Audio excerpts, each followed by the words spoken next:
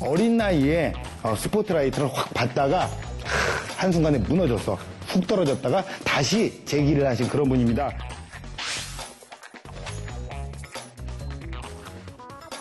굉장히 유명하시거든요. 아, 그래요? 저도 오늘 저 서비스를 한 2개 정도 이용했어요. 아, 그렇군요. 예. 감사합니다, 고객님. 네.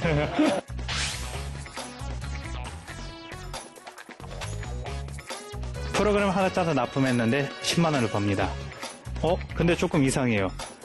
옆에 있는 대학생 형은 100만 원을 버는 거예요. 넌 중학생이고 저 친구는 대학에서 전공을 하고 있는 친구인데 어떻게 같은 가격을 받을 수 있냐? 뭐지? 그럼 돈이라는 건 어떻게 구성되는 거지?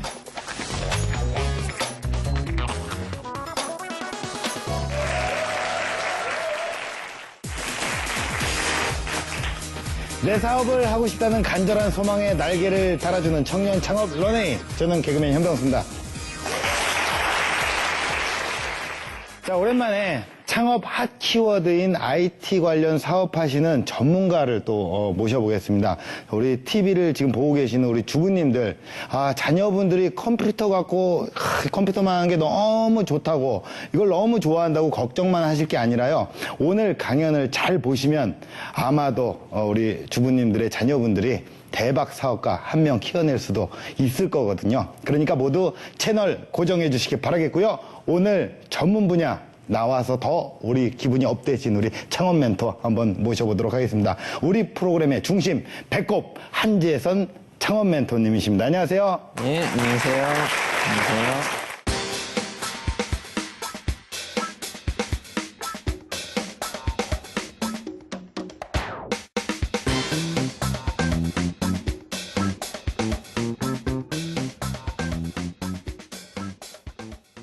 우리 박사님을 포털 사이트에 검색을 하면 네, 나와요. 아주 뭐 인기인이시더라고요. 그렇죠? 예. 몇 년 됐습니다. 그래요? 거의 뭐 연예인이시네요. 저도 연예인입니다. 나오시지 않습니까? 나와요. 근데 이게 창업에 실패한 적이 없다. 네. 라는 걸로 큰 화제를 모으셨다고 하는데 언제 창업을 시작을 하게 되신 건가요? 2007년에 했습니다. 그래요? 예. 야, 2007년도에 창업을 시작해서 또 이렇게 전문가로 또 모셨습니다. 오늘 모실 분은요, 어린 나이에 스포트라이트를 확 받다가 한순간에 무너졌어. 훅 떨어졌다가 다시 재기를 하신 그런 분입니다. 사업을 하다 보면 여러 가지 경우가 많습니다. 그래서 이분을 모신 거고요. 이분의 파란만장한 인생 스토리 들어보도록 하겠습니다. 양준철 대표님 나와주세요.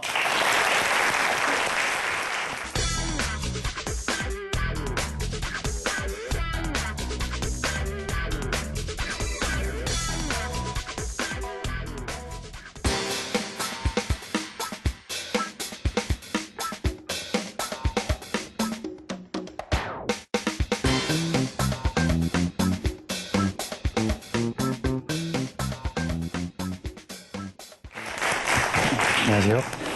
예, 안녕하세요. 반갑습니다. 예. 지금 혹시 나이가 어떻게 되시나요? 외관은 그렇게 안 보이지만 제가 30살입니다. 아이고야. 네. 외관은 그렇게 안 보이네요. 네, 죄송합니다. 그렇군요. 정말 산전수전을 다 겪으셨어요.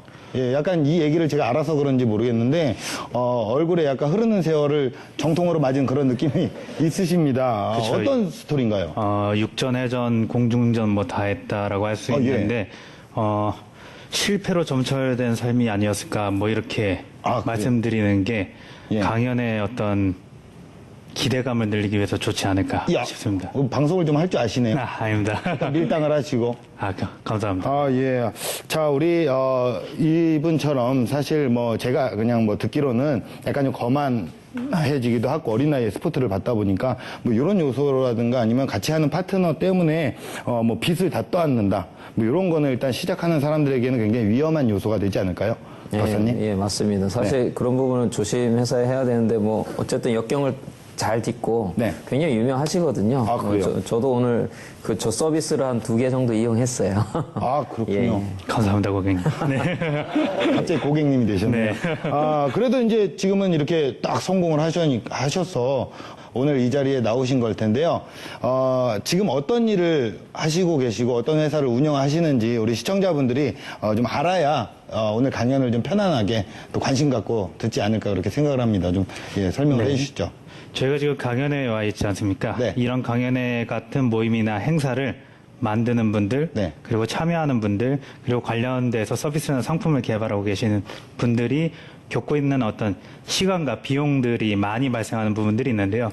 저희가 그 시간과 비용을 아껴드리는 네. 사업을 하고 있습니다. 시비를 절감하네요. 시간과 비용을 절감하는 그런 역할을 네, 하시는 그렇죠. 거고요. 아, 그렇군요. 자, 우리 양준철 대표님의 성공 스토리 지금부터 듣도록 하겠습니다.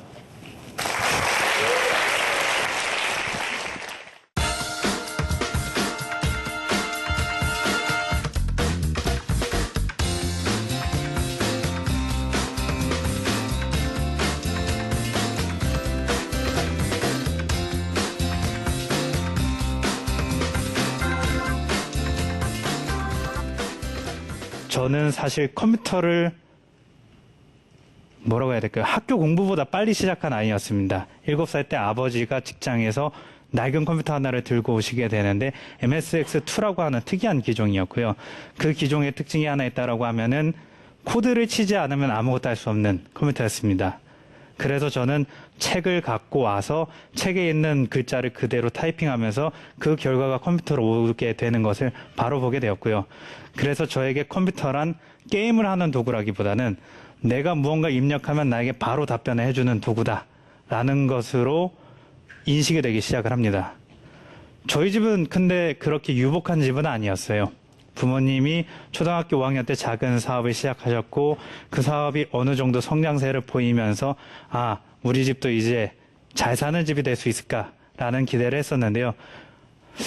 제 기대와는 달리 중학교 1학년 때 부모님 사업이 부도가 나게 됩니다. 부도가 나게 돼서 이제 좀 안 좋은 형님들과 마주하고 학교를 계속 다닐 수 있을까 이런 고민을 할 때쯤에 저에게 한 가지 질문이 생겼습니다. 부모님이 왜 사업을 실패하게 된 거지?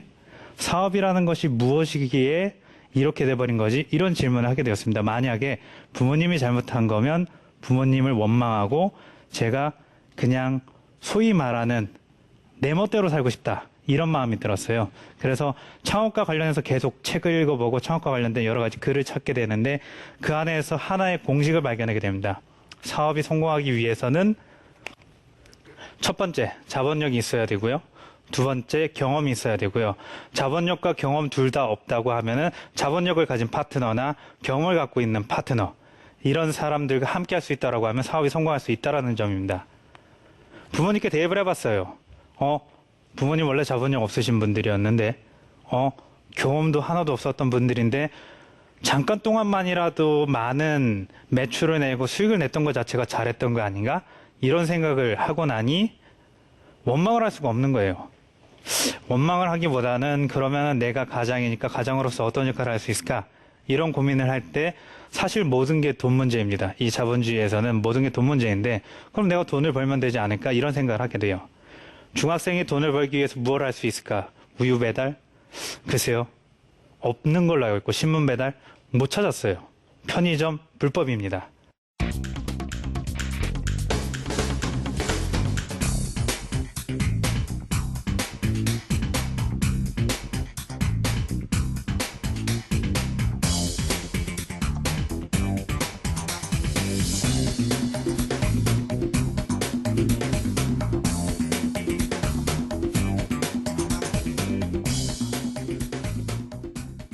그렇다고 하면은 중학생이 과연 어떤 걸 할 수 있을까 이렇게 쭉 보게 되는데 전봇대에 쓰여져 있는 공고를 보게 돼요. 컴퓨터 고쳐드립니다. 3만 원. 나 컴퓨터 좀 하는데? 그럼 나도 컴퓨터를 한번 고쳐줘 볼까? 그렇게 컴퓨터를 고쳐주고 3만 원. 돈 안 주시는 분들은 자전거 주시고 워크맨 주시고 어찌됐건 저는 제가 갖고 있는 컴퓨터 지식을 통해서 내가 가치 있는 어떠한 것을 얻을 수 있다는 걸 발견하게 되는데요. 그것으로 시작해서 이제 또 주위를 둘러보다 보니까 저는 용산도 왔다 갔다 하고 여러 곳을 왔다 갔다 하면서 컴퓨터를 고쳐드려야 되는데 앉아서 돈을 버는 사람들이 있는 겁니다. 뭐지? 앉아서 돈을 버는 사람들은 뭘까? 디자이너가 있고 개발자가 있었는데 저는 디자인 센스는 전혀 없거든요. 제 옷을 보시면 알겠지만 디자인 센스가 없는데 개발은 제가 예전에 컴퓨터에 입력했었던 그 코드, 그거더라고요. 오케이. 그럼 컴퓨터로 개발을 하는 것을 통해서 내가 돈을 벌 수 있겠구나. 프로그램 하나 짜서 납품했는데 10만 원을 법니다. 앉아서 코드만 쳤는데 10만 원이 생겨요. 또 다른 프로그램을 만들었더니 20만 원이 생깁니다. 근데 조금 이상해요. 옆에 있는 대학생 형은 100만 원을 버는 거예요. 뭐야, 저 형은 왜 100만 원을 벌지? 물어봤어요, 일 주는 사람한테. 그랬더니 일 주는 사람이 이렇게 얘기를 합니다. 넌 중학생이고 저 친구는 대학에서 전공을 하고 있는 친구인데 어떻게 같은 가격을 받을 수 있냐? 뭐지? 그럼 돈이라는 건 어떻게 구성되는 거지? 이런 고민을 했어요. 돈이라는 게 도대체 어떻게 만들어지는 건가? 근데 그 고민을 통해서 제가 얻은 공식은 전문 지식을 갖고 있고 그 전문 지식과 관련된 경력을 쌓게 된다고 하면은 그 전문 지식과 경력에 따른 어떤 가치가 매겨져서 시간당 가치를 통해서 우리가 그 페이를 받게 되는 거죠. 강연료가 그런 식으로 책정이 되고 연봉이 그렇게 책정이 되고 제가 누구로부터 용역을 받게 되었을 때 그 용역비가 이렇게 책정이 되게 되는데요. 이런 어떤 사업에 대한 원리, 돈에 대한 원리를 찾고 나니까 이제 나도 무언가 할 수 있지 않을까라는 생각을 하게 됩니다. 근데 내성적인 사람들의 특징이 있다고 하면은 TV를 많이 보는데 TV에서도 저는 특히 다큐멘터리를 많이 봤습니다. EBS를 많이 봤는데 그 교육방송에서 나오는 다큐멘터리 중에 스티브 잡스와 빌 게이츠의 얘기가 나오는 그런 다큐멘터리가 있었는데 저는 여기서 주목한 점이 있습니다. 빌 게이츠는 누구나 다 아는 돈 많은 집에 태어난 사람이었고 모두 다 알다시피 스티브 잡스는 양부모 밑에서 자라게 되고 대학 갈 돈도 없었던 상황인데요. 저는 이 두 사람의 성장 사례를 통해서 한 가지 발견한 점이 있습니다. 창업한이야말로 내가 어떤 가정에서 자랐고 내가 어떤 환경에서 성장했건 간에 자신의 실력만으로 동등한 위치로 올라갈 수 있는 동등한 위치로 올라갈 수 있는 판이다라는 것을 발견하게 되죠. 그래서 그 이후에는 주구장창 어떻게 하면 창업을 할 수 있을까? 어떻게 하면 성장을 할 수 있을까? 고민을 했었던 것 같습니다. 성공과 관련된 여러 가지 책을 쓰니까 인생을 10년 단위로 계획하라고 하는데 저희 50대는 세계 일주를 하는 거였고 40대에는 후배들을 위한 재단을 설립하는 거였고 이 재단 설립과 이제 세계 일주를 하려다 보니까 돈이 필요한데 그 돈을 마련하려면 돈을 많이 벌어야 되는데 그러려면 세계적인 기업가가 돼서 달러로 돈을 벌어야 한국보다 1000배 정도 더 많이 돈을 벌 수 있다는 것을 알게 되고 그럼 세계적인 기업가가 되기 위해서는 한국에서 성공한 기업인이 돼야 되고 한국에서 성공한 기업인이 되기 위해서는 무언가 성공에 대한 비밀을 찾아야 된다는 것을 발견하게 되는데 그 성공의 비밀이 알고 보니 빨리 실패하면 더 빨리 성공한다라는 것이었습니다. 그 막연한 한 문장을 어느 글에서 보게 된 후 저는 지속적으로 실패하는데 시도를 했습니다. 첫 번째 창업은 2001년 고등학교 1학년 나이에 시작했던 프로그램을 개발하는 사업이었고요. 한 1년 반 정도 잘 운영이 되다가 첫 번째 실패를 맞이하게 됩니다. 두 번째 사업은 제가 창업자가 아니라 기술이사로 들어와서 시작했던 사업인데요. 창업자가 많은 돈을 투자받았지만 그 많은 돈을 어떻게 활용해야 되는지 잘 몰라서 1년 반 만에 26억 가까이 되는 돈을 다 날리면서 실패를 하게 됩니다. 두 번의 실패를 겪고 많이 멘붕이 왔었습니다. 그 멘붕을 통해서 계속적으로 나쁜 글들을 블로그에 썼었어요. 한국 사회는 어떻다, 노동부 장관이 어떻다 이런 나쁜 비판적인 글을 쓰는 것을 보고 선배님이 찾아오셔서 이런 얘기를 합니다. 네가 아는 세상은 잘못된 세상이다. 내가 새로운 세상을 보여주겠다라고 얘기를 하시면서 저를 다우 커뮤니케이션에 입사시켜주시는데요. 20살 때부터 7개의 회사를 다녔습니다. 온오프믹스를 창업하기 전까지 7개의 회사를 다녔는데 이 7개의 회사에서 제가 배울 수 있었던 거는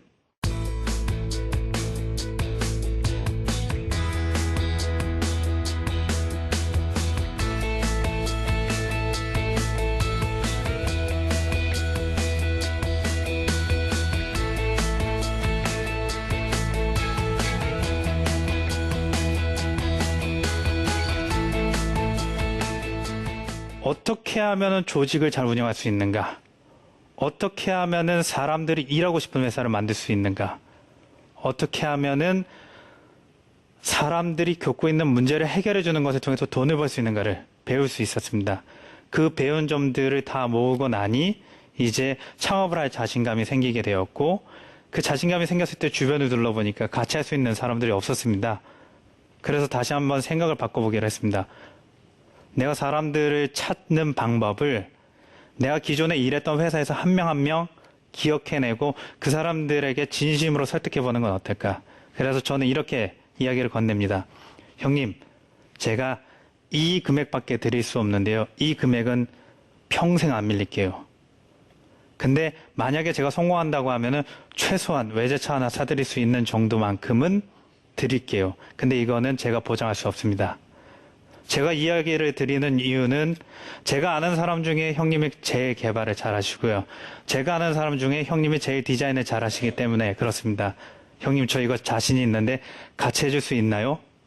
그렇게 연봉 7천 넘는 선배들이 저희 회사로 그거의 3분의 1도 안 되는 가격에 합류하시고 지금의 온오프믹스를 만들 수 있었는데요. 여러분들이 생각해 보셨으면 하는 이야기가 하나 있습니다. 우리는 창업을 한다고 할 때, 우리는 어떤 일을 한다고 할 때 누군가를 설득하기 위해서 많은 돈을 주어야 된다라고 생각을 하고 어떤 특별한 무언가가 있어야지만 그 사람을 설득할 수 있다라고 생각을 하는데요. 제가 온오프믹스를 하면서 지속적으로 경험한 어떤 경험들 속에서 제가 깨달은 건 단 하나, 진정성 있는 모습을 보인다고 하면 그것이 고객에게 전달이 되고 파트너에게 전달이 되고 그것이 또 투자자에게 전달이 돼서 고객들에 의해서 파트너들에 의해서 투자자들에 의해서 내가 능력이 부족하다 하더라도 이 회사가 잘 성장할 수 있다는 것을 알게 되었습니다. 그런 면에서 여러분들이 지금 창업을 생각하고 있다라고 하시면 선배님들이 이런 얘기를 하세요. 회사는 설립이 되는 순간 네가 키우는 것이 아니라 스스로 하나의 생물이 돼서 스스로 성장하기 위한 노력을 한다. 그러니까 너는 창업을 하고 그 창업을 한 부분에 있어서 너의 역할이 무엇인지 생각하고 그 역할 속에서 너가 얼마나 노력을 많이 해서 더 큰 리더가 될 것인지 고민해라. 이 이야기를 선배님들이 해주셨거든요. 이 이야기를 여러분들께 들려드리는 것으로 제 오늘 이야기를 마무리할까 합니다. 감사합니다.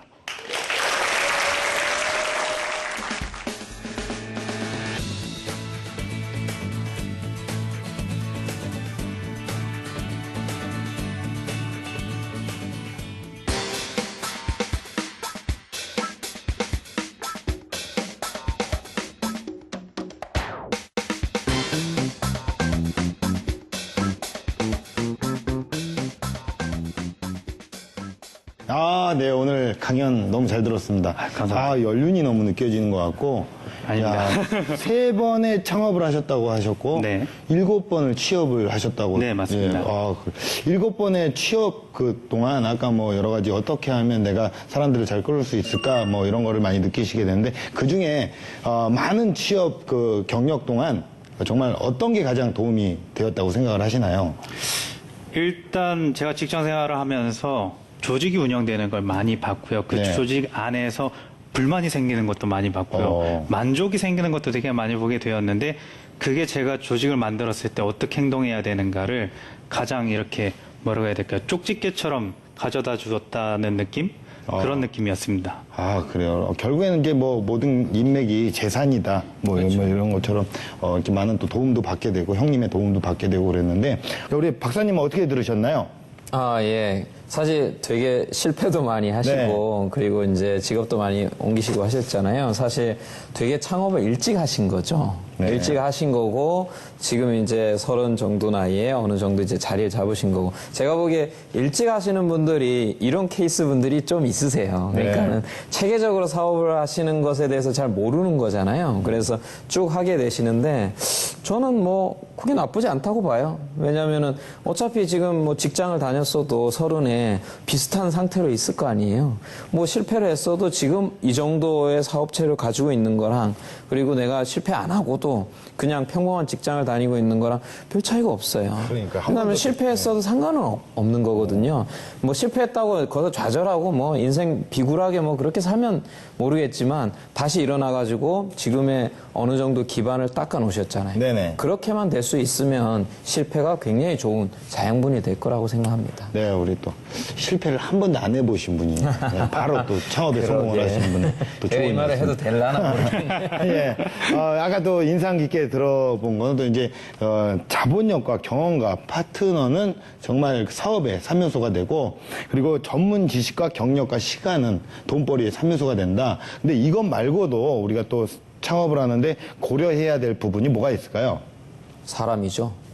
예, 사실 뭐 많은 분들이 다 공감하는 부분인데 결국 일은 혼자 만들어가는 게 아니고 네. 같이 만들어가는 거기 때문에 어떻게 나와 같이 일하는 사람들을 끌어들이고 설득을 하고 찾고 하는 이 작업이 어떻게 보면 저는 제일 중요한 것 같아요. 네. 사람이 있어야 이제 돈도 끌어올 수 있는 거고 뭐 제품도 만들 수 있는 거고 그 사람을 만들기 위해서 뭐 지금까지 여러 번 실패도 하시고 그런 것들이 다 밑거름이 되지 않았을까 싶습니다. 네. 그럼 월 몇 개의 행사를 관리를 하세요, 그러면 보통? 저희가 지금 평균적으로 1,300개 정도의 한 달에 행사가 만들어지고 있습니다. 1,300개의 네. 행사를 다 이렇게 관리를 가장 힘든 점이 뭐가 있을까요?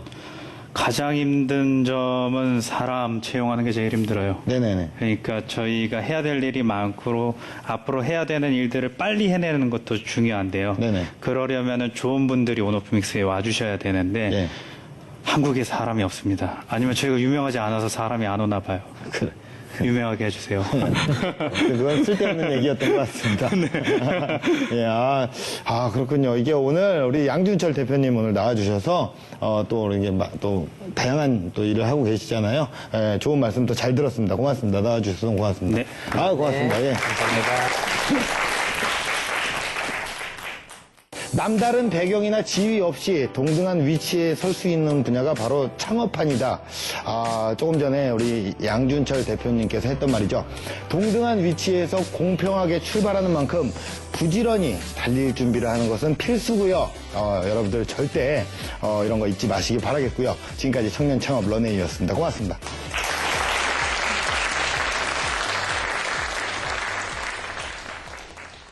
과연 앞으로는 어떤 앱들이 인기가 있을지 한번 예측을 한번 해주시죠. 아유, 진짜 어려운데요. 약간 좋은 또. 뭐 알면은 제가 하죠.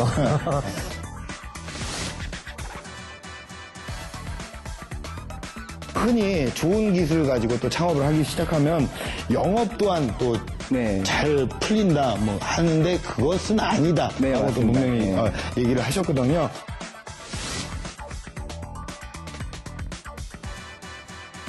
처음에 출시할 때는 그렇게 큰 기대를 하지 않고 출시를 했는데 출시하자마자 사용자들의 이제 폭발적인 반응을 얻어서 꾸준하게 사용자가 이제 증가를 했고요. 그래서 지금 와서는 거의 200만 이상의 사용자들이 다운로드 받은 그런 이제 대중적인 서비스가 됐습니다.